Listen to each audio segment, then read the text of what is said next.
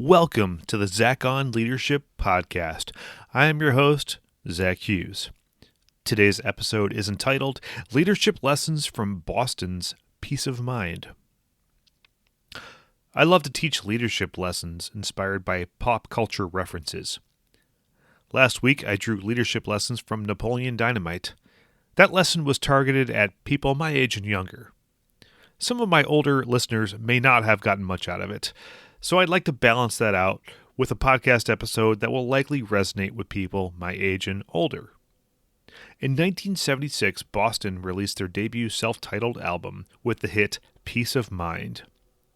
Fast forward 20 years, and this song was a regular on every classic rock radio station. To me and everyone else my age, Boston is on the shortlist of the best classic rock bands. Unfortunately, if you tune into a classic rock station nowadays, you get the rude awakening of late 90s and early 2000s music. That never ceases to irritate me, mostly because it means that I am now old, which I cannot yet accept. Now on to the song. Tom Schultz wrote the song reflecting on his engineering career at a large corporation. He earned a master's degree in mechanical engineering from MIT, then worked as a senior product design engineer at Polaroid before his music career took off. Tom would fit in right with us. Many of my listeners are highly trained engineers working in big corporations. What did he experience 50 years ago, and how does that apply to us today? The first verse of the song goes like this. Now, if you're feeling kind of low about the dues you've been paying, the future's coming much too slow. And you want to run, but somehow you just keep on staying, and you can't decide which way to go. Everyone knows that working in large corporations can be a soul-sucking experience. You feel like a cog in a machine. You're paying your dues, but you're never sure what you'll get in return. At times, you dream about leaving, but you don't. I think most of us highly relate to this problem statement. In fact, if I were to boil down my leadership calling to just one thing, it would be to render this condition obsolete. If you'd like to read more about my origin story on this line of thinking, I have a link to an article in the show notes. Tom gets to the point in the chorus. I understand about indecision, but I don't care if I get behind. People living in competition, all I want is to have my peace of mind. I understand those dilemmas. It's demoralizing if you feel like you can't get ahead. Your efforts go unnoticed. Meanwhile, you watch your conniving coworkers sabotaging each other to get promoted, and you see that it actually works. You're left questioning the whole system, and rightly so. He goes even deeper in the next verse. Now you're climbing to the top of the company ladder. I hope it doesn't take too long. Can't you see that there will come a day when it won't matter? Come a day when you'll be gone. As a guy who has climbed more than a few of those rungs, this hits hard. I want my career to count for something. It's not more important than my family or my well-being, but it's still important to me. In the third verse, he makes his closing argument.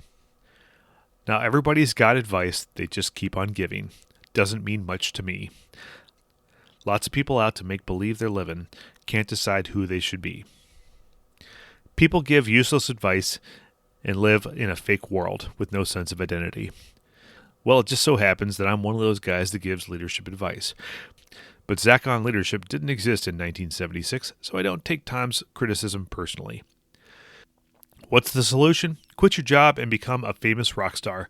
Then you can enjoy your peace of mind. Any advice for the rest of us working stiffs? That's where I come in. Peace of Mind, Zach on Leadership Edition. Is ambition bad? Sometimes. Are you driven by wealth, status, and ego? If so, that's not going to satisfy you. Are you driven by a worthy purpose? If so, that's worth fighting for. Is competition bad? Sometimes. Some corporate cultures create an environment of scarcity where employees need to undercut each other to succeed. Other companies recognize that how employees work is just as important as the work itself. The ends don't justify the means. The means matter too. I've got a competitive streak in me. I like to succeed, but not at the expense of my relationships with my colleagues. Is it wrong to climb the corporate ladder? No, as long as you don't do it at the expense of your family. I've said many times on this podcast that I prioritize time with my family. Has that cost me career advancement? Not as far as I can tell. Why? Because I do my best work when I'm rested and have a healthy family life. Should I fake it until I make it? No, not ever. This world needs more authentic leaders. Be yourself. Grow, but don't ever change. Peace of mind. The end goal of this is peace of mind. In 2024, we call that mental health. Can you have it and be a working professional at a large corporation? Yes. How is that possible? Leadership. I want everyone who works for me to have peace of mind. I want them to have a sense of purpose.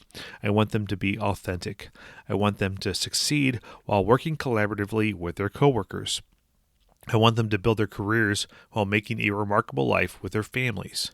I want them to look back with a sense of satisfaction, not regret. That takes leaders. I cannot do it alone. That's why I've got this podcast. We need more leaders who can solve this problem so clearly identified nearly 50 years ago. Take a look ahead. The future is bright. If you have yet to rock out to Boston's Peace of Mind today, you can find a link to that song in the show notes. If you enjoy leadership lessons from music, I recommend John Beatty's blog, Music and Management Musings. You can find a link to that in the show notes.